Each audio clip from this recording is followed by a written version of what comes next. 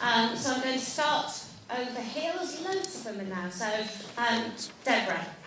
My concern is, and if we can have some explanation of this for us to take out onto the doorstep, the decisions that are being made in Parliament at the moment with regards to the withdrawal bill are very, very concerning. We have voted down amendments to protect our employment rights, our human rights, our environmental rights, animal sentience, which is just being extraordinary.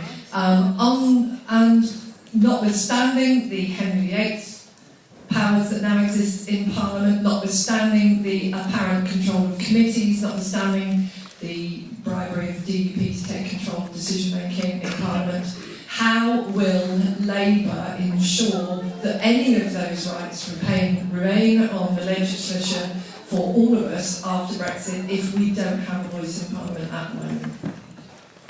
My question kind of, I'm not convinced about Brexit. I voted to remain, but I just have this issue with just abandoning it. I think that for a Democratic Party like the Labour Party to not honour what the British people voted for would be highly problematic. My question is, as a party, how do we get around that? How do we, if then you're going to advocate exit Brexit, how do you sell that to the British people without seeming like you're acting against the will of the people? Thank you very much. Leslie Williams, I'm from Gloucestershire. Whatever one puts forward as a fact, somebody else will turn around and say, false facts. The Daily Mail and the other tabloids will go in for saying false facts. That's what happened to every hustings I went to prior to the referendum. Every argument that was put forward, it was knocked down by somebody else. How on earth do we get over that? Whatever we put forward as being an honest argument, it will be just pushed away. My own very personal view is that I don't want to leave. I never have. I've got family who live immediately either side of the Irish border, who I visit frequently, and that particular issue, for me, I'm happy to talk about people afterwards about how that's playing out. It means I don't see a solution outside currently. But on the bill, and I think the front bench, and I think everyone would acknowledge that Keir has led a very impressive, slowly bringing people together with the force of the argument, exposing the Tories, it's a very legalistic process, the withdrawal bill. Having an expert legal mind able to bring that together has been fantastic and moving us to a logical position. And that is about healing, to take colleagues at the back country, healing the country. I said earlier, my constituency is almost 50-50 split. The healing of the country, I think, is critical for us to occupy that space from which we can then lead to the country. That's where I come from on this issue. So healing the country, for me, triggering Article 50, and then persuading people to the force of argument about what comes next is what we need to be doing. The withdrawal bill is an opportunity to do that, but it's hugely complex. I've had to, in fact, yesterday go through, got a little crib sheet for myself, to remind myself of the narrowness of the votes that we've had in the last week, in days 1, 2 and 3, and the specific amendments that we've been pursuing. And because it's about amendments and the intricacies of parliamentary process, it's very hard to tell that story to the electorate so that we can heal and then lead the country. But when you look at the votes, the really shocking thing is for the constitution of our country is that so many of them were within 10 or 20. And what that means is the 10 votes of the DUP are what is standing between that withdrawal bill and the whole Brexit process. We're now in quite unprecedented constitutional time with this withdrawal bill. And colleague is right in terms of some of the powers. Now, the mathematics in Parliament, I'm afraid, because we did lose the election, mean that the slow, considered, very deliberate way in which Keir is leading our team, and all of us, even if some of us might disagree on some of the tactics, which I think is probably where Ben and I are, we can be open with colleagues about this, are working with Tories, I'm afraid, we have to, Liberals and the Green and the other colleagues, the DUP aren't moving, means that we will slowly perhaps shift one or two of these votes. And that is what people are doing in Parliament. That is how our democracy will work, from the slow work inside. But outside, and you, all of you, have to help us do this, have to be taking this work and the message for how we heal and lead the country back to the public. I'm happy to go through the numbers of votes. It's quite shocking. It's worth looking on the site to see. You take off those 10 DUP votes, add them to the other side, the whole mathematics are completely different. And that's the tactic that I certainly will continue to pursue inside Parliament. It seems that you're not really telling a lie if you paint it on the side of a bus. But we know that's not the case. And I think that there's a real danger, not just around our Brexit debate, but around other areas of public policy, where fake news and hatred is shouting louder than some rational voices. And we need to be very cautious of that as a movement and as a party, not to promote and promulgate those arguments, but to challenge and to be clear about what we've got. Because I think, we need to listen to people who are expressing genuine concerns about what's going on, listen to people who are on both sides of the argument, because there's an awful lot of people who just want some clarity about what's happening. Business wants clarity about what's happening. I want clarity on what's happening. I can't tell you what's happening, and I'm sitting in Parliament on it, because the way that the government's hard Brexit is going is not about Brexit, it's about the Conservative Party. And if we can expose that, then it's much clearer. And so people did not vote to make themselves poorer in the referendum. Nor did people actually vote on the European Economic Area, or Euratom, or the Erasmus programme. They voted on a very, very vague question, which is being interpreted. So perhaps just look at the other way around. If Remain had won 52-48, would that have been a mandate to join the Euro, or to join a European army? Because that is the hard Remain version of the hard Brexit bit that the Tories are pursuing. It's not about the country, it's about who's going to replace Theresa May and her keeping her party together. We need to inform that debate and make sure that our arguments we use are factual, are evidence-based, but importantly, they're only going to be persuasive if we can make them real for each and every community we're trying to serve. So talk about what Brexit means in your part of the Southwest. Don't use the big national examples, which is hard for people to understand. Make it real in Plymouth or in West Devon or in Cornwall, because those examples of where funding's worked or where jobs are supported or where beaches are cleaner because of the European protections and because of European action will help people realise what's going on. That should have happened before the referendum. It didn't.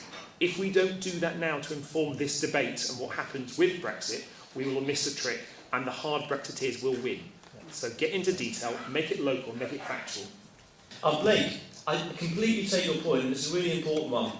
It was David Davis who famously said earlier this year that a democracy that gives up the ability to change its mind ceases to be a democracy. And I always play that quote back at these people who say, well, you're ignoring the mandate from the people. And as Luke said, the referendum wasn't about leaving the single market or the customs union or Euratom or the EMA or any of these things. It was a simple binary choice. And now we're getting into the detail. I think it's perfectly legitimate for us to say that the government doesn't have a mandate for a hard Brexit. It's a choice. It's a choice that Theresa May has taken to try to hold her party together. It's not a choice that's been made in the national interest. And I think we shouldn't talk about a second referendum. I think that's a real mistake. I think we should talk about people having a say on a final deal, whether it's people through Parliament or through another vote. I don't really care. Personally speaking, I don't want any more referendums. I think they're a disaster. Let's stick to parliamentary democracy. That's what we're supposed to believe in. But if we can gauge it in that way, I think we can move people's opinions. And public opinion is beginning to move. As people say, the final question about, countering these myths. There's some very good websites, by the way, an organisation. InFacts is a great one. Open Britain comes up with very good information and facts. But I think the best thing that will help change people's minds is the reality on the ground in their lives. The fact that wages are not going to go up for another 10, 15 years, partly because of Brexit. And the polling is very interesting. There are, unfortunately, people who say they voted leave, they don't care about making themselves poorer. For them, it's all about self-rule and sovereignty. But the single issue that has more effect, even than the economic impact on people and on their pockets to change people's minds, is the NHS. And people are starting to get really worried about the impact of Brexit on the NHS, not just because, far from having the £350 million extra week that we were promised by the Leave campaign, there's going to be less money for the NHS because of the impact on our economy, but secondly, because we are hemorrhaging EU staff. from our NHS. And the NHS is already in an unprecedented staffing crisis. So if you're not sure about the economic arguments, just make the NHS arguments, because those are the ones that have the most power to change people's minds. But the other argument, just on the point about facts, is the other argument that's hitting through. The NHS is a primary one, but it's also complexity. This is more complicated than we were ever told. As Luke said, Euratom, which is a separate treaty altogether, something we're coming out of, covers medical isotopes.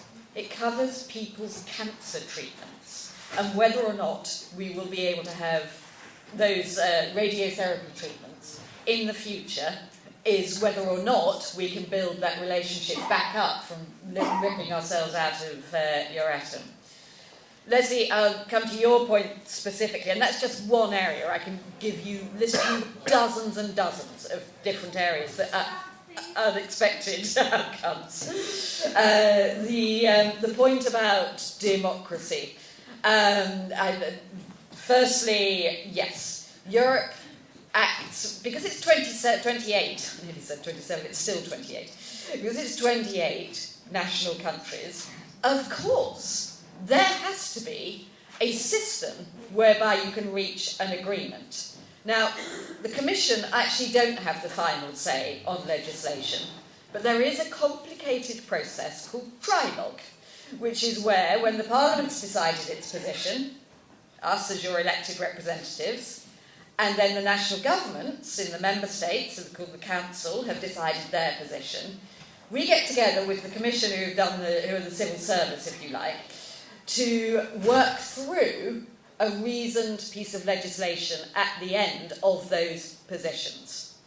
Now, just one example of this was, I was working on something fairly soon after I was elected called the European Fund for Strategic Investments. It was an enormous amount, it was billions of money that we were organising as an anti-austerity measure across Europe to get invested in infrastructure. Now, I spoke to a national journalist in the UK about publicising this. It was a left-wing economics journalist and saying, look, you've got to get onto this. You've got to start telling the British people about this, long before we were having a referendum. And he said, it's too complicated to report, was in effect his response. You've got a position, the Council's got a position, then you're going to trilogue, and something else will come out, but trilogue doesn't have the theatre of Westminster. It doesn't have those votes at 2 o'clock in the morning or 10 o'clock at night that's just in time for the news. It's about interrogating legislation. To my mind, actually, a much more intelligent way of making legislation, because you're much more careful with it and you actually know it inside out. You haven't got these kind of binary votes. You're actually working through the legislation. But the Parliament does have an equal say in that. We do get, we're in that negotiating room making that legislation better. But we're there, as Ben said, with the elected national governments as well. So there's that process. So I've got a load of answers to the other questions, but I've gone on too long. Thank you. Right, another round of 4 questions. Can we go to people here? I think Brexit, I think there's a lot of reasoned arguments for and against it, but it was very much an emotional vote. We know it's a lot of people who felt disconnected from politics and left behind. And what we're seeing across Europe is a rise in the extreme right, and so I think it's part of that theme. Claire might be able to comment, she probably comes into contact with these people in Europe on that.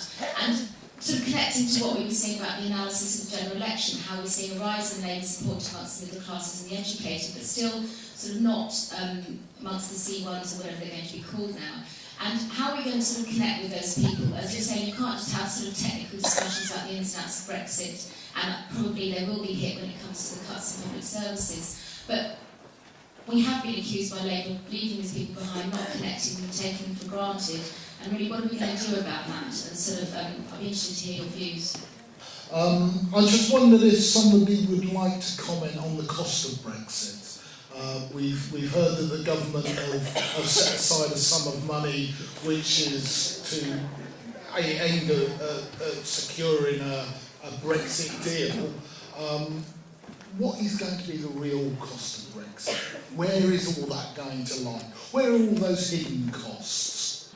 I think one of the most pernicious things that's being done at the moment by the hard Brexiters is saying that by saying that people didn't know what they were voting for, because it's a lying campaign anyway, we're saying they're stupid. And I'm a Remainer, obviously, but I think that's really pernicious because it's actually dividing people and making people feel that that's what Remainers think. And it's not that, because the government doesn't even know what the electorate was voting for at that time.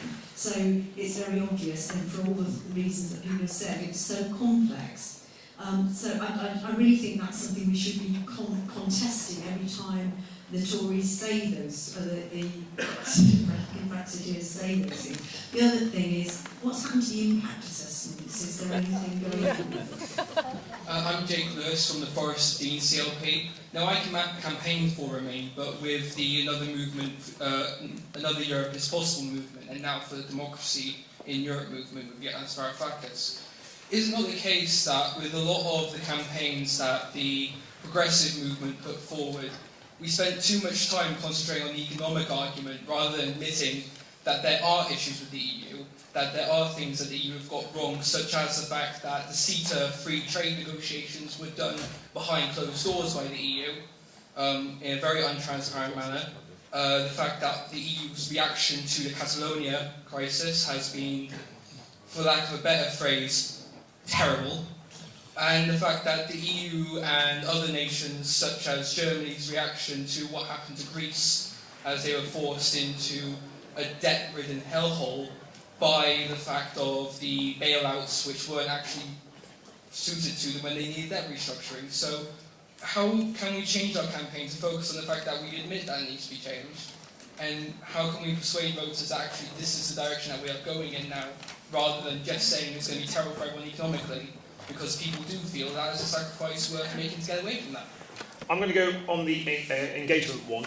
There's a really interesting piece of work being done by Lisa Nandy and Yvette Cooper at the moment about the distinction between people that live in towns and people that live in cities. And actually, I think that's a piece of work that all of us in the far southwest should be paying an awful lot of attention to. Because as picking up from what Greg said, it not only works in electoral circumstances in terms of elections, it works in referendum. People in towns, i.e. anyone that doesn't live in a core city, and the only one we've got in the southwest is Bristol, are having different views than some of the other places. So if you do nothing else at the end of this one, have a Google of Lisa Nandy and the Centre for Towns. There's a lot of really good learning and evidence and data about how to engage with people living in town circumstances. And that's a really useful piece of work actually about how demographic mix and aspirations mix, and how people in towns and smaller population centres are viewing politics in general. Because actually, the phrase left behind, I don't think is very helpful. The Southwest has been left behind for a very long time, but we're still here. Right? So I want us to look carefully into the facts behind some of those arguments, and that's our investment, our political priority, and just being listened to can all play a part in that. And if we get more engagement between those people that work in politics and communities, in whatever circumstance, the better the quality, the more the trust, the more chance people have of being listened to and having their views taken account of. So it's worth having a look at. And I'll take the question about Brenda, and I know you wouldn't call people who vote differently to you stupid or ignorant, but people do. And I do have people emailing me and telling me that my constituency is 70% Remain and my duty is to do this, that and the other. It's not true. And that people were ignorant and stupid in their vote to do differently. And I'm afraid that remains a residual part of this division that we have in our country, and we need to stop it, because none of those voters in my constituency who voted Leave were unclear about why they did it. And their view is not even just respected, it is being listened to and understood. And I have not changed my mind since 1973 when I got my 50p piece with all the Hands of Europe Europe on it from my dad, which is a story I told in the referendum as to what keeps me thinking European model is the one that we need to be supporting. But I explain that and work with people in order to bring them with us, because it is, as Colin said, an emotional response, and we need to be emotional in our dealing with that in order, as I said before, to leave. It is a matter of democracy, and I will get in Ireland because no one else has raised it. The Irish issue is not about physical border, it's not about frictionless trade, it's not about cameras, it's about an emotional response to a border that has divided a country, and a Good Friday Agreement that allowed people to be British and Irish and live side by side.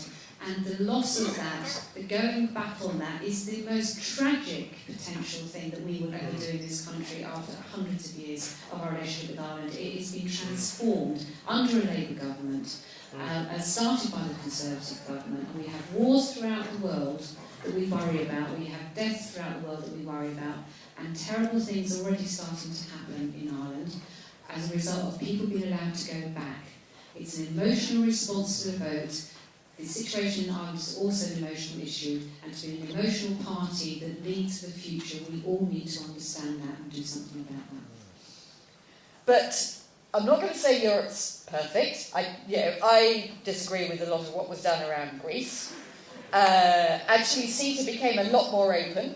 The debates around CETA became a lot more open because of the Parliament and because we pushed to have those documents opened up. So it's actually been much more open than any trade deal we would ever get from this government. And you just listened to the radio this morning about what the trouble we're going to head into with those trade deals going forward. And I take a European negotiated one with labour rights in it and various other certainties in it as well.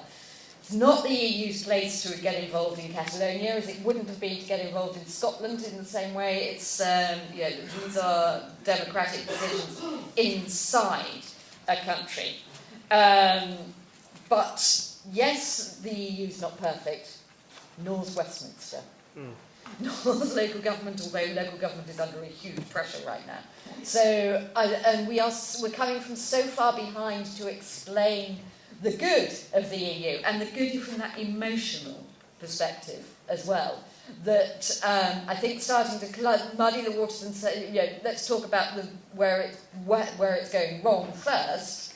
We've lost people at that point. We need to make the arguments for where it's gone right, and accept that if we can get ourselves back in, then we need to argue for those visions to be more deeply delivered across the EU as well.